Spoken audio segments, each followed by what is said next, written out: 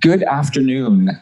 It is May 23rd, and I am Donald Hutera, sitting in the City and Hackney Carers Center with Heather Barry Regan. And we are going to talk today about changes to relationships for carers who are looking after people with dementia. And it is Dementia Action Week, if I didn't say that already. Heather, let's start by just telling me a bit about what you do as an occupational therapist and a care coordinator. When did you start doing this and why? That's always an interesting thing. So I trained as an occupational therapist, and I think I graduated in 2013.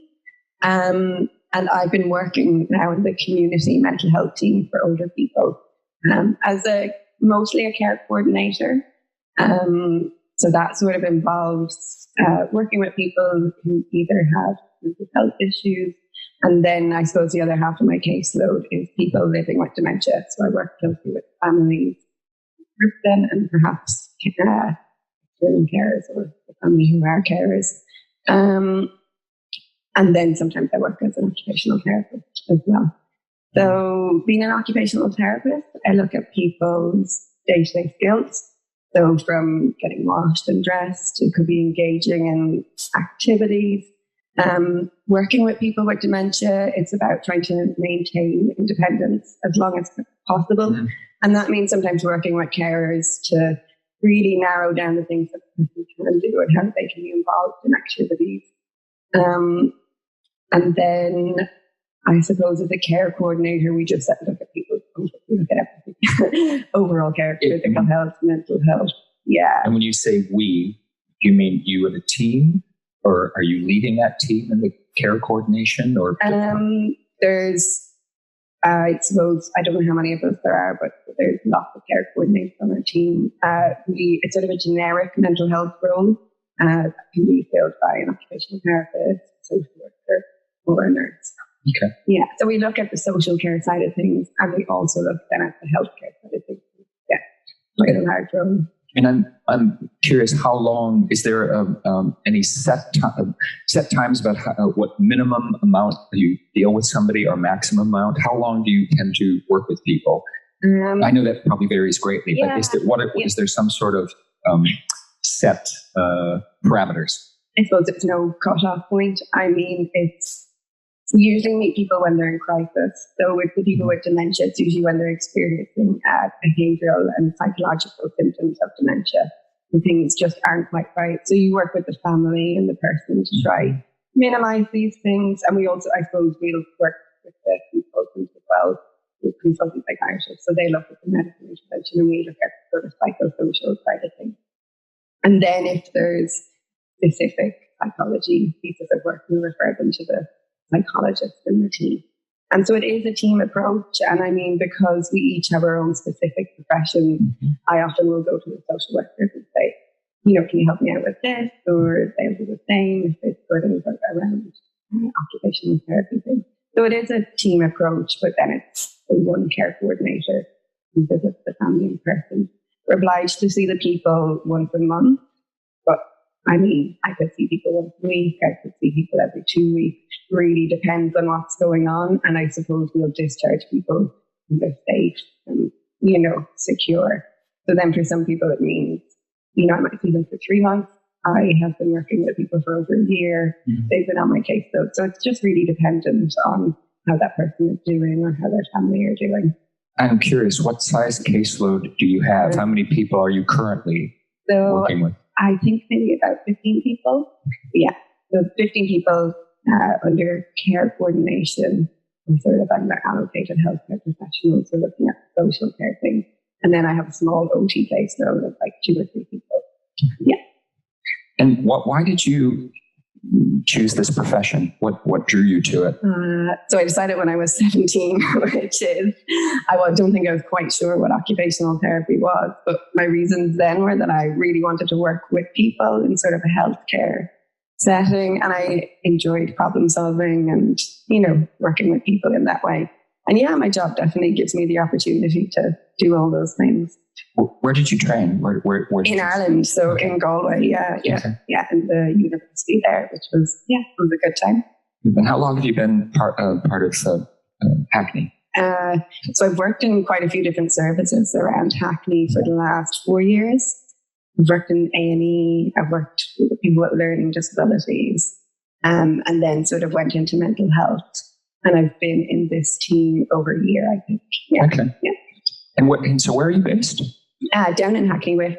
Okay. Yeah, but that's go do the office work there. And I mostly visit people in their homes, so I get to cycle about, which is great on a day like today. Of course. Yeah. And it's variety. You're not stuck in one place. Yeah. It's good. Yeah, it is a nice job. So we have 9 questions that have been submitted anonymously. Yeah. And I've read them through, and they're to me at times painfully honest, and I admire the honesty, and it really touched me reading these things. It tugged at your heartstrings. Yeah, definitely. And I think some emotional, sensitive issues, and people going through a hard time. Some of them, yeah. And that's why it's, I think, important to look at them and to take advantage of your expertise and any sort of advice or help or thoughts that may arise. Cool. So I need to don my glasses. So the first question is a bit of a long one. My mother has lived with my family for the last 15 years, and I manage all of her needs. And physically, she has everything she needs. However, I'm struggling to love her. Our relationship has always been mixed. She has a strong personality, and I've always felt she favored my brother over me, yet she chose to live with us. She is very negative, and I find her constant stories about past grievances to be exhausting. Other carers that I've met genuinely love the person they are looking after, and this makes me feel so out of place because I do not have those feelings for my mother.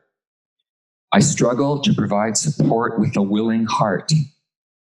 I recently retired to care for her full time and feel guilty that I am caring for her out of duty versus love.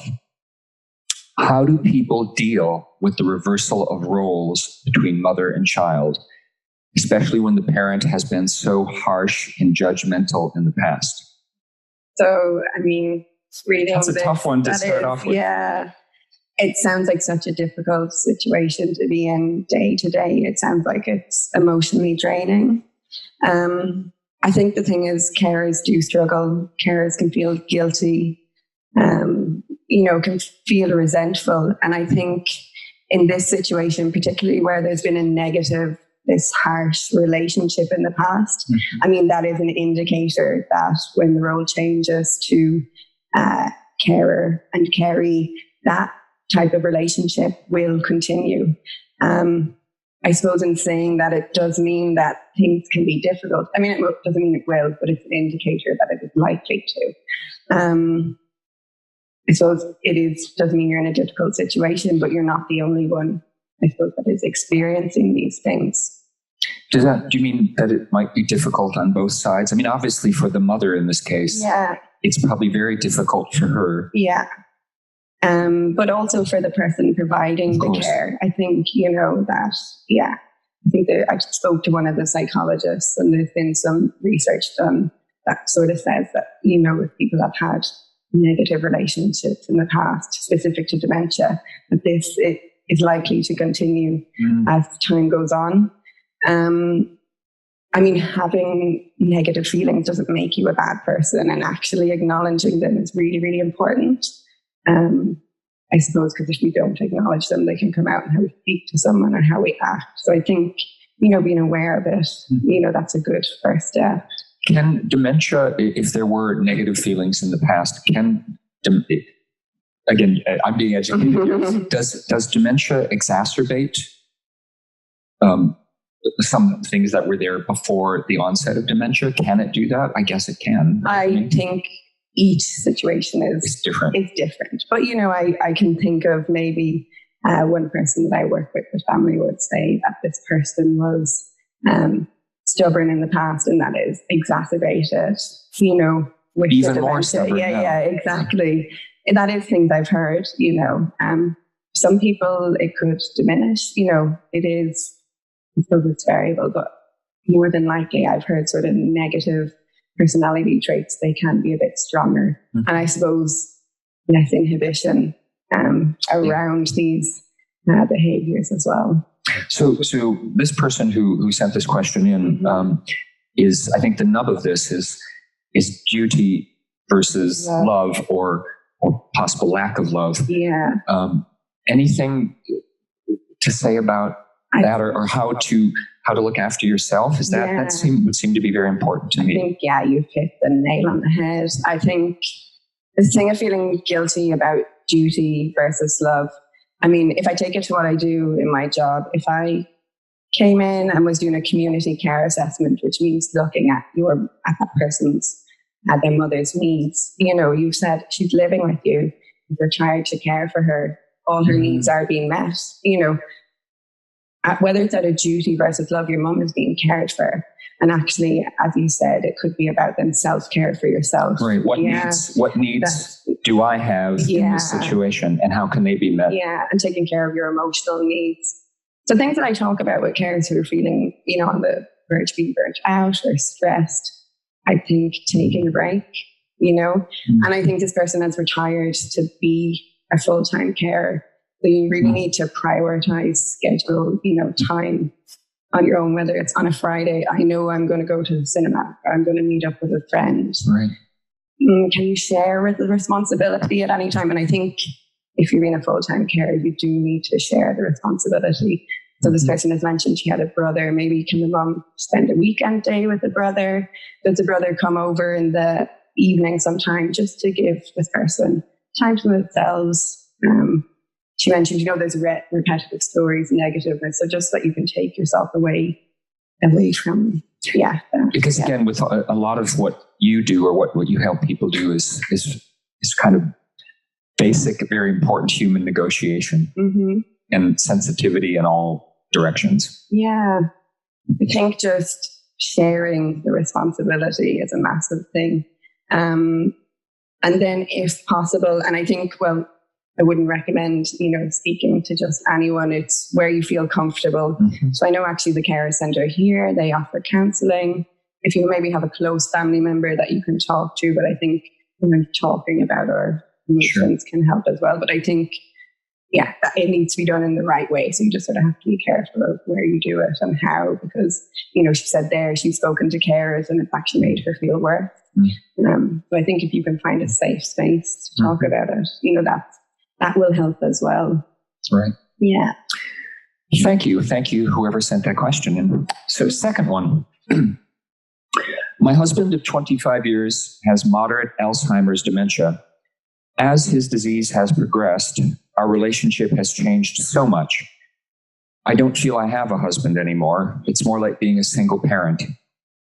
Dementia has robbed us of all the things we enjoyed together, like traveling, theater, eating out. I have to make every decision and manage every aspect of our lives, from the trivial to the most fundamental. I admit I resent all this, and my feelings for him have changed totally. I feel trapped and lonely. I don't know if I love him anymore because he's not really even my husband. Am I unusual with my feelings? I mean, this is very much a progression of, it's just rather than parent-child, it's partner-spouse. I mean, this was heartbreaking to read. Yep. As well. I think it sounds like this person is going through loss, feels like they're losing their husband, feels like they're losing their partner in life, this connection. And I imagine it was a strong connection. They did all these fun things together.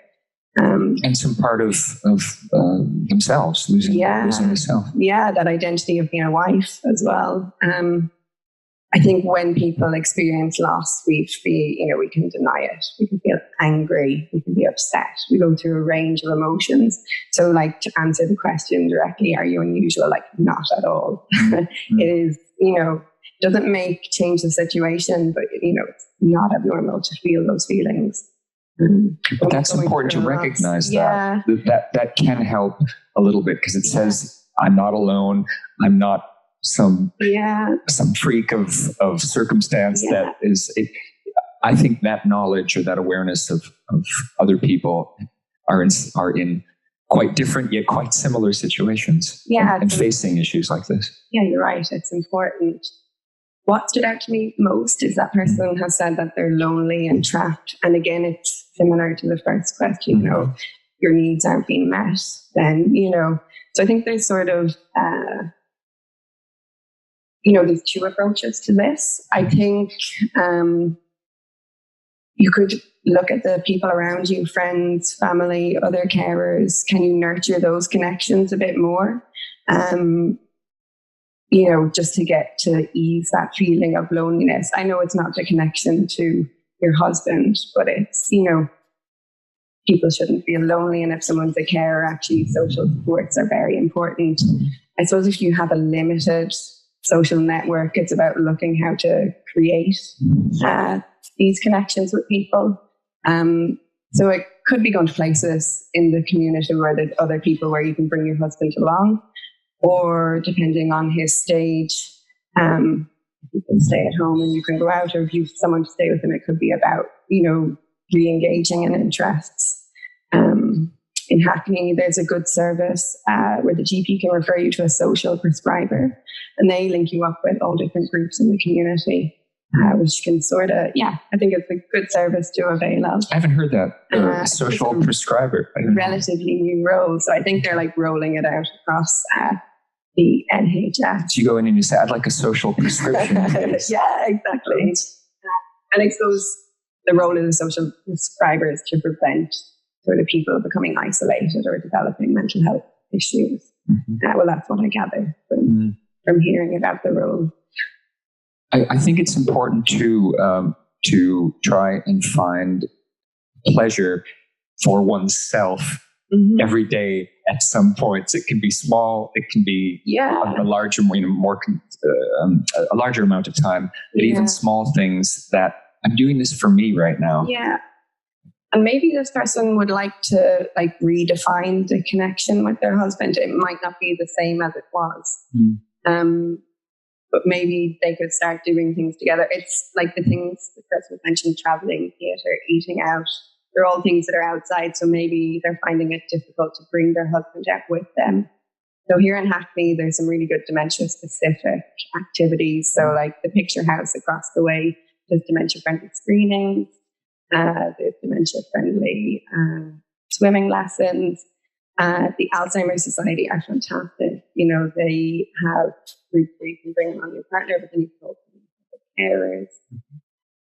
So, that's about meeting someone else. I think as well, maybe involving your husband in simple day-to-day tasks. So it could be something that he used to enjoy doing, but doesn't enjoy doing. So for example, if it was cooking, why don't you have him in the kitchen playing music he enjoys? He could watch stuff, he could stir stuff. It's just building that connectedness that you're doing something together, even if you can't do it all. It's a new connection building, but that could, it could help as well. Right. Yeah. Good. Thank you. I've got a teenage son who's always been close with his grandfather, who has recently moved in with us. My son is struggling with my dad's decline in erratic behaviors. He's embarrassed to have friends come over and is asking me, why can't I just put my dad in a care home? I feel trapped, that word again, between my son and my father. I don't know what to do. It sounds like this person has their hands full, a teenager and a parent with dementia. I'm sure this person knows it themselves, but a teenager's job is to be challenging, to kick up a fuss. And I think it's important to remember, if someone doesn't fully understand dementia, like the signs, the symptoms, it can actually be a bit scary.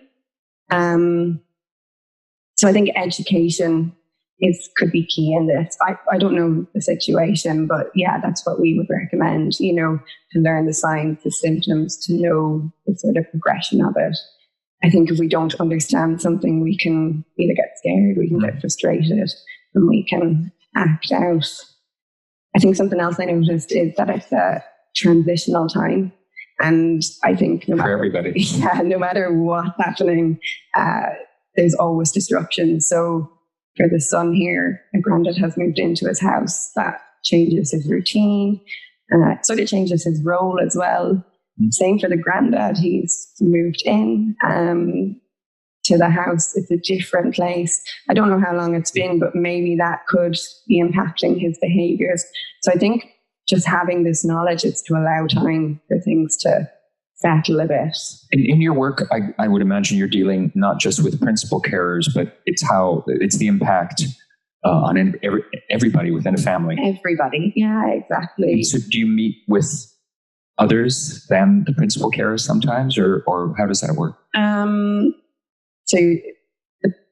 So I suppose it depends on the setup, and it depends who's available at certain times. But yeah, there are places where I've met, the person with dementia, their sons, daughters, maybe. Oh, because you go into homes, and so if they're there, you exactly, will meet them. Yeah, and exactly extended family as well. Sometimes you find, older grandchildren, who are adults helping out in care as well. We sort of meet everyone, and everyone has different dynamics. And actually here, this woman had talked about her son used to be very close to her granddad, his granddad. So maybe it's about reminding him of that, thinking about the things they used to do together. Being very activity focused because I'm an occupational therapist, but it could be about doing those things together. Like, why can't they still, if they enjoyed watching football together, if they enjoyed baking together, it could be about changing the activity so it's a little bit easier, more accessible for the granddad. Or possibly finding new ways to connect, to use that word that you said before about connectedness. Yeah. So I think it's a common theme. It's just things have changed, but you need to figure out how you can relate to that person. And maybe just reminding the son that actually your input to your granddad could make him feel a lot better. You can make a difference. That could be helpful. But yeah, best of luck. Thanks for that. My partner was diagnosed with dementia 8 years ago. And about 5 years ago, we gave up on having sex for various reasons. I've noticed that recently he has been on edge. And a few days ago, he suddenly told me how much he misses sex and still wants to have sex and only wants to have it with me. I don't know what to do. It's been so long since we last had sex, I don't really think about it anymore. Our relationship has changed so much that I barely want to kiss him these days. The attraction is gone. What should I do? Should I just do it to shut him up or say no and risk upsetting him? Okay. Whoa. So, what it sounds like is that you've got two people who have different desires, needs around sex and intimacy. I think, again, reminding ourselves that when people are in long-term relationships, this can naturally happen that one person wants sex with the other, Because things change, because rarely is anything static anyway, because we're people and we change. Yeah, and the things that we want and need are different. I think the person has answered their question in the information that they've given. If you don't want to kiss someone, if you're not attracted to them and you have sex with them, it's sort of saying that can continue to happen. But I completely get having that conversation. You don't want to upset someone. You don't want to upset your partner. Because sexuality is part of all of our identities. So I think it's about finding a quiet, private space, to talk about this, say it gently, acknowledging your husband's needs, but also, respecting your own needs. I do think you sort of need to, it can't just be that conversation. There needs to be some follow-up from that. So I think it's about looking at intimacy as not just sex, that it's a continuum. So maybe these sexual desires are a sign, it could be that he's looking for closeness. So, you said you don't want to kiss, but maybe on the couch, if you're watching TV, can you have a cuddle? Can you hold hands? Can you provide some contact? Yeah, intimacy in a different way. So sexual desires may still remain. So I think it's important to address that with your husband too. So, you know your sexual history, what you've been through. Is there ways that he can alleviate this on his own, like masturbation? I looked up some stuff online. People said being physically active during the day. I don't know. I think it's just about having that conversation, and this person knows their husband well. So it's just not to ignore that he's feeling sexually frustrated. And do you deal with intimacy issues a lot, or to some degree? I think if it comes up, yes. In general, the people, it hasn't in my job so far, but it is part of my job to address, sexuality is an occupation. Sure. It's part of people. So right. Because I give credit to the person who sent this in for broaching this issue, and perhaps it's easy to write that and useful and beneficial. And as you said, answering the question, in some ways the answers are already there. Yeah. But perhaps simply voicing this question is a help in some alleviation of circumstances. Yeah. So thank you for that. Just bear with me while I move to page 2 and question 5. I'm supporting my dad from a distance of 100 miles away and caring for my mum in the way that he wishes. I visit them very frequently to the detriment of my family and my job. I have argued with my sisters, and when I have had to deliver bad news to them, have been blamed for it. The relationships between the siblings, there are 4 of us, have begun to disintegrate. What can I do to not let this continue? My mum would be heartbroken if she knew that we had fallen out because of her condition. So here we have another very knotted family. Yeah. This is a tricky situation. One. Yeah. This is very tricky. I mean, I think it's so common for families to argue about their parents' care. People have different ideas. And I think it's also common, they've mentioned here, for blame to be thrown around. I suppose people are experiencing something negative that, their parents are going through. They can be feeling upset. And actually the stressful situation, it could trigger dynamics, they've had with your siblings in the past, or it could just be a whole new thing to argue about. I think it's just about being open and honest. People still might argue, but, and also just hopefully understanding that everybody is coming from a good place. Yeah, everybody wants what's best for the parent, I imagine.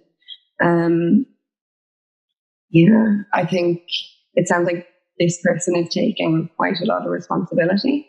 I don't know the situation, so that could be for a particular reason, but maybe it could be about sharing the responsibility. There's 3 other siblings. And maybe this care not being the focus of your relationship with your sibling as well. So again, maybe just doing fun things together. Because so I've noticed, I picked up on the word disintegrate. Yeah. I also, there's an anxiety, understandably, that in the last sentence, my mum would be heartbroken if she knew that we had fallen out because of her condition. That already, it says to me, somebody who's worried about what might be going on. I mean, maybe the mother doesn't know, so without being insensitive to what the mother might be doing, as long as that hasn't arisen, maybe that's one less thing to worry about, if possible. Yeah. So you're saying that this hasn't happened yet. So that worry about something not. And I tend to think that if we detach a little bit from emotions, tend to be hot sometimes, and to detach from heated emotion and have, I don't know, honest, caring conversations with the others or amongst everybody. Yeah, maybe. Exactly. And I think you hit a point there. If things get too heated, step away. If you're not coming to solutions, or if you're not being solution focused, if you're not getting anywhere, maybe just drop it and come back another time.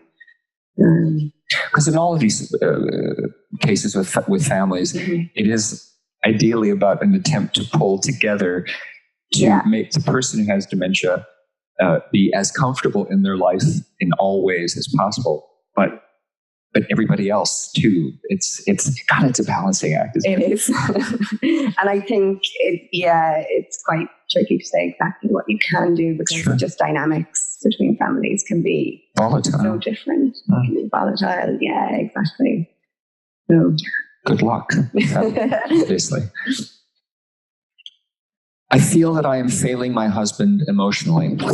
I no longer have the same feelings for him that I have had for 50 years and cannot pretend that, and can only give him motherly hugs and kisses. I feel I cannot be the whole world to him, and it's so painful for me to watch him sink into this new life. I actually just want someone else to care for him and not me, but that's not what he wants. What can I do to help meet both our needs? Ensure that he feels emotionally supported, but also protecting me. Gulp. So I think this person has a good grasp on, the situation, what's happening. I mean, originally they would have agreed to the role of being a wife, and that's part of your identity. And it sounds like that's slipping away, and maybe turning into the role of a carer, which is not what she wants. It's what the husband wants. So there's a clash, but it sounds like they want compromise. So this is something that, often happens with the people I work with.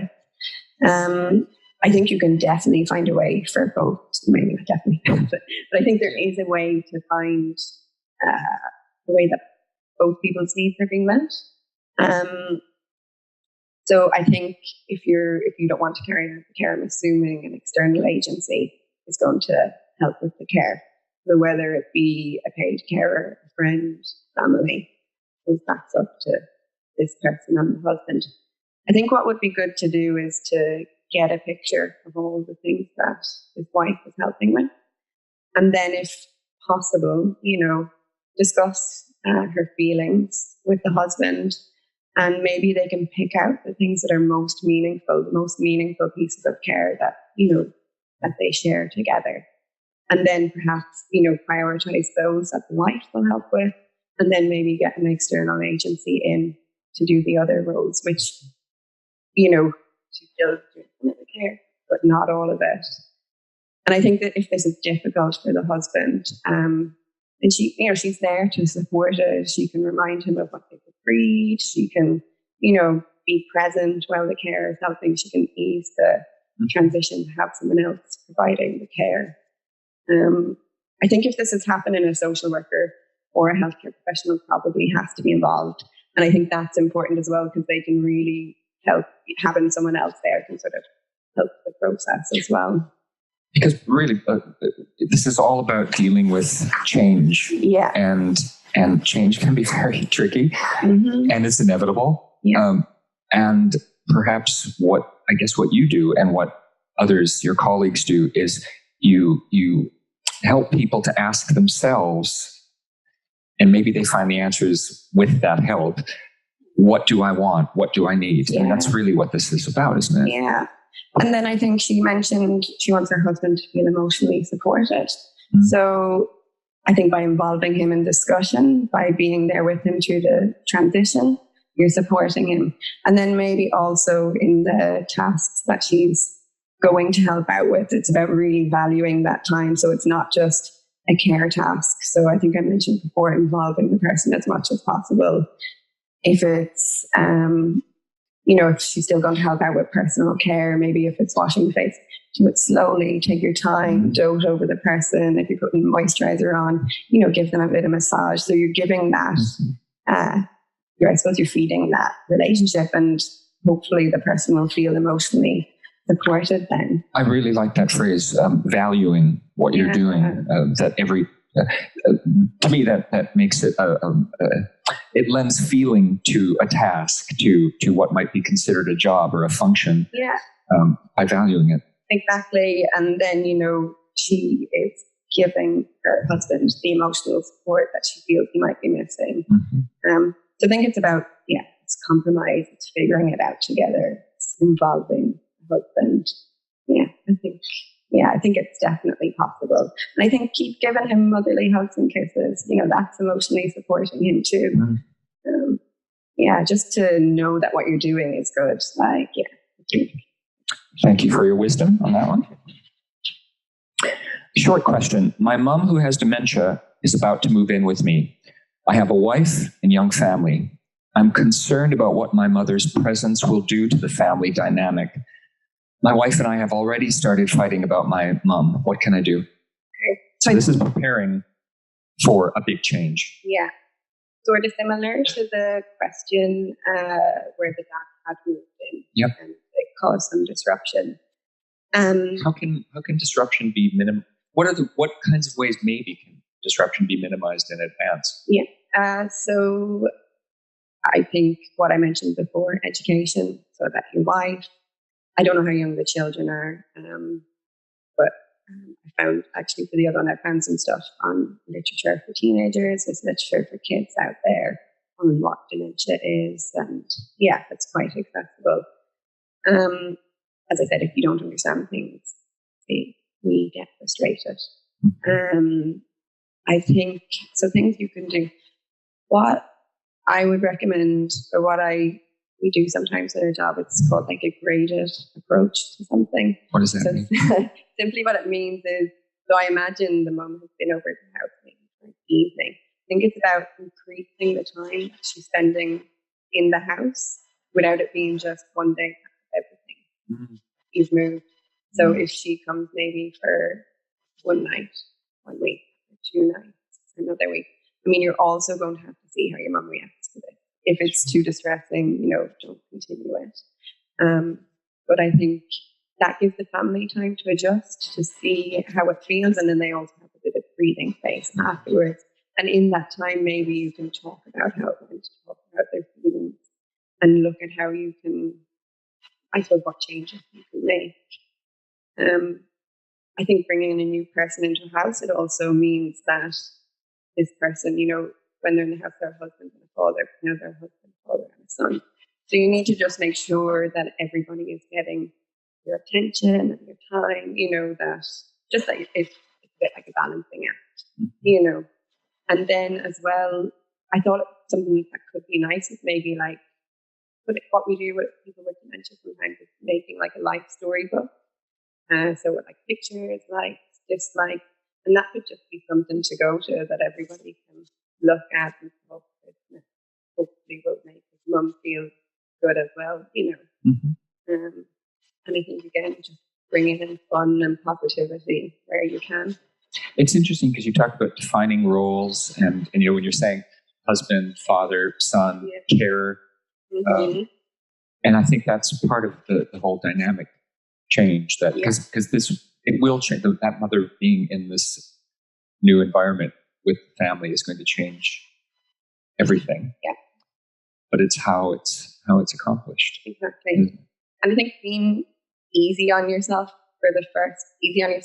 and your family and the mum for the first couple of months, because as we said in the last one, just transition, changes. It's all going to feel a bit sticky and maybe a bit uncomfortable for a while. So it's just accepting that. It doesn't help. It doesn't change it, but maybe it helps to know that. Yeah, of course. Thanks again. I want to start dating again, but caring for my dad is a major part of my life. I see him every day, cook all his meals, do laundry, clean the house, etc. I'm worried that a new partner will not understand my relationship with my dad and how devoted I am to him. I'm an only child and there is no one else. I'm also worried that my dad won't be too happy if another man enters into my life. How can I balance this? Okay. So, I mean, some of the things that the person is worrying about are things, that haven't happened yet. But I think the nature of worry, the future. Exactly. And I think dating can be quite scary as well. But, on the flip side, you could meet someone else who's a carer. You could meet someone who's understanding. And I think as long as you're honest and open about the responsibilities you have to your father, you would hope that someone is understanding of it.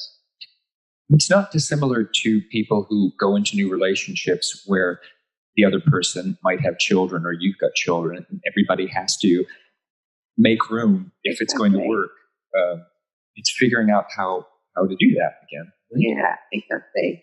And I think about balancing it. Maybe if you are quite, entrenched in this role of a carer, it's taking up a lot of time. Maybe you could just step back and look at exactly, like even just do a timesheet of what you're doing, and then when your time is free, and you can share that with someone else, and you can let someone else know that in the future, I'm free Friday evening, I'm free on Saturday morning. So you're confident and you feeling right. I can give the person this time. It's that time management. So it's about making time for the person you're caring for, making time for yourself, and in this case, making time for somebody who might become very important and very special. So again, and that's the practicalities. Exactly. And it's going to change if you do find someone you get on with, you want to spend more time with them. So it will just be constantly accommodating, managing your time. Mm. Yeah. And I think, you're worried that your dad might not be happy, but also it's just having a conversation with him and letting him know that this is what you sort of need to do to, I imagine, to feel happy or to feel connected with other people. So it's the honesty thing, that being open and honest and understanding. Yeah. And not heated. But it's going to happen. People get angry and upset and stuff. Maybe that might be unhappy one day, might be happy for you another day. It's just, you sort of have to go into the experience to see how things go.